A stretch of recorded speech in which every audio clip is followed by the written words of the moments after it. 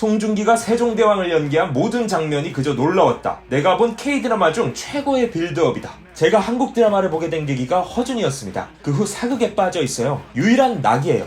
안녕하세요. 세계의 반응은 지금 세반지입니다. 넷플릭스 오징어 게임의 돌풍으로 한국의 드라마들이 세계의 주목을 받고 있습니다. 그래서 오늘은 우리만 보기 아까운 해외에 널리 알려져야 할 명작 드라마 탑 10을 소개해드릴까 합니다. 첫 번째로 해외에 꼭 알려져야 할 드라마는 뿌리 깊은 나무입니다. 뿌리 깊은 나무는 한글 창제를 위해 고군분투하는 세종의 이야기를 다룬 작품으로 서울 드라마 어워즈 대상작으로 선정되기도 했는데요. 당시 수상을 위해 무대에 오른 장태유 PD는 이 상이 우리나라의 드라마를 세계에 알리는 계기가 됐으면 좋겠다며 드라마 세계화의 포부를 밝히기도 했습니다. 한글 창제의 우수성과 한글의 아름다움을 널리 알리기 위해서라도 뿌리 깊은 나무가 세계에 더 많이 알려질 수 있으면 좋겠습니다. 뿌리 깊은 나무 드라마 정말 좋아. 아직 뿌리 깊은 나무 다 못 봤는데 반드시 다 볼 거야. 뿌리 깊은 나무 보면서 잠 청하는 중. 뿌리 깊은 나무 정말 훌륭하고 멋진 드라마야. 진짜 볼만해. 무휴, 조선 최고의 검객 그립다. 조진웅 연기 잘했어. 송중기가 세종대왕을 연기한 모든 장면이 그저 놀라웠다. 내가 본 K드라마 중 최고의 빌드업이다. 드디어 봤는데 재밌다. 뿌리 깊은 나무에서 세종 역할 맡은 송중기가 제일 좋아요. 뿌리 깊은 나무라는 한국 드라마 추천해요. 세종대왕이 어떻게 한글을 만들었을까? 역사적인 면에서 한글을 보니 재밌어요. 뿌리 깊은 나무 너무 좋았죠. 중기군도 아름다웠어요. 주제가도 좋아해요. 두 번째로 해외에 꼭 알려져야 할 작품은 아프냐? 나도 아프다. 다모입니다. 다모는 조선시대 여자 형사를 소재로 한 작품인데요. 당시 다모는 한국을 포함해 아시아 여러 나라에서 수많은 폐인을 만든 작품이기도 합니다. 인도네시아 23개 TV에서는 동시에 방송하기도 했는데요. 현지에서 인구 절반 이상이 다모를 보는 등 지칠 줄 모르는 한류 열풍을 일으켰습니다. 뿐만 아니라 베트남에서도 방영과 동시에 인기몰이를 했습니다. 드라마 황금 시간대인 저녁 9시를 차지한 다모는 당시 대장금 이상의 관심을 모았는데요. 다모가 유럽 등 다양한 국가에 알려진다면 또 얼마나 더 큰 흥행몰이를 할지 기대가 됩니다. 우리만 보기 아까운 해외에 널리 알려져야 할 명작 드라마 세 번째는 여인천하입니다. SBS에서 무려 1년 동안 방영된 대하사극 여인천하. 우리나라 사극은 이미 여러 번 해외에서 많은 흥행을 기록했는데요. 메이야를 유행시킨 여인천하는 박종화의 소설을 드라마로 제작한 것입니다. 궁중 암투극을 여성들의 권력을 향한 투쟁으로 승화시켰다는 점에서 기존 궁중 드라마와는 사뭇 다른 면모를 보여준 작품이었는데요. 여성 캐릭터들의 권력 투쟁을 보여주는 여인천하는 요즘 소위 센 언니라 불리는 수우파가 흥행하고 있는 것처럼 또 한 번 센 언니 열풍을 몰고 올지도 모르겠습니다. 해외에 알려져야 할 네 번째 작품은 허준입니다. 1999년에 방영된 허준은 역대 사극 최고 시청률을 찍으며 국민 드라마의 반열에 오른 작품입니다. 우리나라뿐만 아니라 동남아 일대에서 한류 붐을 일으킨 작품이기도 한데요. 특히 이라크에서는 80%에 달하는 시청률을 자랑한 드라마이기도 합니다. 당시 영부인의 초청까지 받은 정광열은 국빈 대접을 받으며 이라크에 방문해 큰 화제를 모았습니다. 허준의 인기 덕에 세계의 한의학 열풍이 불기도 했습니다. 이는 한국의 한의학을 해외에 널리 알리는 계기가 되기도 했는데요. 많은 외국인들이 한국 전통의학인 한의학 체험을 위해 서울의 남산골 한옥마을이나 제주의 한의학 홍보체험관 등을 방문하기도 했습니다. 해외에서는 허준을 어떻게 평가하고 있을까요? 정광열 연기가 너무 좋네요.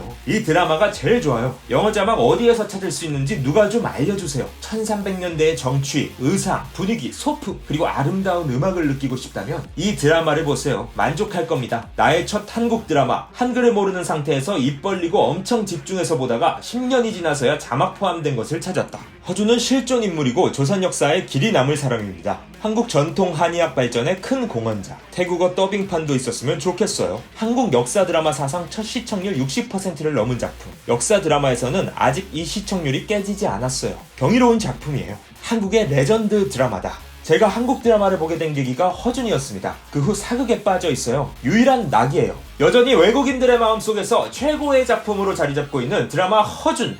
허준에 들으려 해외에 꼭 알려져야 할 다섯 번째 작품은 가슴을 태운 것처럼 추노입니다. 추노는 노비가 주인의 소유로 물건처럼 다뤄지던 병자호란 직후 도망친 노비를 잡아오는 추노꾼들의 이야기를 다룬 작품입니다. 역대 최고의 대한민국 퓨전 사극 웰메이드 드라마로 평가받으며 인기를 끈 작품이기도 한데요. 추노는 2011년 국제 에미상 후보에도 오른 적이 있습니다. 미국에서도 이미 한번 주목을 받았던 만큼 지금 해외에 알려진다면 더 많은 인기를 끌 수 있을 것 같습니다. 해외에 널리 알려져야 할 드라마 여섯 번째는 바로 여명의 눈동자입니다. MBC에서 36부작으로 제작한 여명의 눈동자는 일제강점기부터 한국전쟁 시기까지를 다룬 시대극입니다. 격동의 근현대사를 살아가는 주인공 3명의 일대기를 다룬 드라마인데요. 한국 드라마의 역사는 여명의 눈동자 이전과 이후로 나뉜다는 말이 있을 정도로 스케일이나 연출 면에서 하나의 이정표를 세운 작품이기도 합니다. 여명의 눈동자는 김성종의 동명을 원작으로 한 작품인데요. 방영 당시 시청률 50%를 넘어갈 정도로 화제성이 높았던 인기 드라마였습니다. 최재성과 최실아의 철조망 키스신과 뱀을 먹는 장면은 여명의 눈동자의 명장면으로 꼽히는데요. 극중 최재성이 일본군에게 도망쳐 나오며 굶주림에 뱀을 뜯어먹는 장면은 생존을 위한 처절함을 극대화시켜 보여주었습니다. 실제로 이 장면을 위해 최재성은 뱀을 뜯는 법을 배워 직접 껍질을 벗겨 실제 뱀을 먹으며 촬영을 진행했다고 합니다. 한동안 뱀 비린내로 고생했다고 하는데요. 이런 생생한 장면이 외국인에게는 어떻게 다가갈지 궁금한데요. 일제강점기 일본의 만행을 알리기 위해서라도 꼭 전 세계에 알려져야 할 작품입니다. 다음으로 해외에 꼭 알려져야 할 드라마 7번째 작품은 그 이름도 찬란한 오나라 오나라 대장금입니다. 대장금은 이미 해외에서 많은 인기를 얻은 작품이기도 한데요. 조선시대의 궁녀 서장금이 의녀가 되기까지의 과정을 들인 드라마로 장금이의 사랑과 성장을 그린 사극입니다. 수동적인 궁궐 여성들을 그렸던 기존 사극과는 달리 강한 도전 정신과 집념으로 자신의 역경을 주체적으로 극복해 나가는 장금이의 캐릭터는 세계인의 큰 호평을 받았습니다. 대장금은 말 그대로 센세이션을 일으키며 엄청난 흥행을 기록했는데요. 스리랑카에서는 무려 99%, 터키에서는 98%,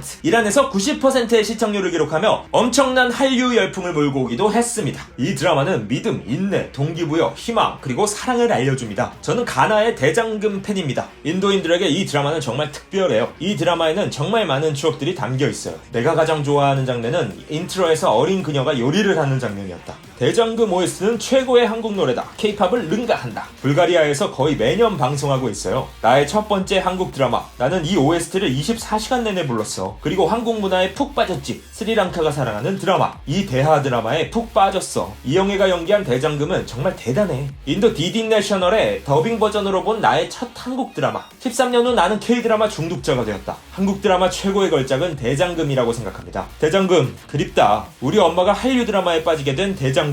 항상 차 안에서 대장금의 오프닝 곡을 들었어요. 대장금은 성별이나 신분에 굴복하지 않고 주체적으로 본인의 역경을 헤쳐나가고 발전하는 모습을 보여주고 있는데요. 여성 인권이 이슈로 떠오른 요즘, 이러한 대장금의 여성 서사는 세계적으로 관심을 끌 만한 주제입니다. 또한 한국 문화에 대한 관심이 높아진 시점에서 한국의 궁중요리는 세계인의 이목을 끌기에 충분할 것 같습니다. 우리만 보기 아까운 한국 드라마 8번째 주인공은 모래시계입니다. 모래시계는 YH 사건, 5.18 민주화운동, 삼청교육대 등 근현대사의 굵직한 사건들을 묘사한 첫 드라마인데요. 당시 20대에서 30대 남성들이 모래시계를 보기 위해 귀가를 서두르는 통에 귀가시계라는 별칭이 붙기도 할 만큼 국내에서 많은 인기를 누렸던 드라마입니다. 약 15년 동안 500여 편의 한국 드라마를 봤다는 한 일본인은 최고의 한국 드라마로 모래시계를 꼽기도 했는데요. 2018년 3월에는 베트남 기업 VIE 그룹과 공동 투자를 체결해 23년 만에 영화화를 확정짓기도 했습니다. 국내에서도 큰 인기를 끌었던 모래시계가 세계에 알려진다면 세계에 어떤 반향을 불러일으킬지 기대가 됩니다. 해외에 꼭 알려줘야 할 9번째 작품은 바로 바람처럼 스쳐가는 야인시대입니다. 야인시대는 일제강점기부터 대한민국 제4공화국 시대까지의 혼란스러운 시기를 살다간 실존 인물인 김두한의 일대기를 다룬 작품인데요. 가장 성공한 2000년대 한국 드라마를 거론할 때 반드시 꼽히는 흥행작이기도 합니다. 야인시대는 특히 몽골에서 큰 인기를 끌었습니다. 안제모는 당시 몽골 대통령에게 별장까지 받았다고 말해 그 인기를 실감하게 해주었습니다. 그렇다면 야인시대는 왜 그렇게 몽골에서 인기가 많았던 것일까요? 주인공 김두한은 젊었을 때는 주먹을 통해, 나이가 들어서는 정치를 통해 우리에게 통쾌함을 안겨줍니다. 정의실현이라는 측면에서 보편적인 공감대를 형성하는 데 성공한 것이라고 볼 수 있는데요. 야인시대의 이러한 장면들은 몽골뿐 아니라 어느 나라에서든 많은 공감대를 만들어낼 수 있을 것 같습니다. 세계에 알려져야 할 마지막 드라마 대망의 마지막 10번째 작품은 불멸의 이순신입니다. 임진왜란 당시 이순신 장군의 대활약을 다룬 KBS 드라마인데요. 불멸의 이순신은 일본과 수출 계약을 하며 한류의 열풍을 이어간 작품입니다. 일본에서 스토리와 작품성을 인정받은 불멸의 이순신. 불멸의 이순신은 일본 사무라이와의 칼싸움과는 다른 스케일로 좋은 반응을 얻었습니다. 한 미국인은 이 작품을 보고 감동해 관련 서적을 찾아보며 이순신, 전사, 그리고 소자라는 책을 출간하기도 했는데요. 불멸의 이순신은 전쟁이라는 소재와 이순신이 남긴 여러 명언들을 통해 감동과 재미를 동시에 주고 있는 작품입니다.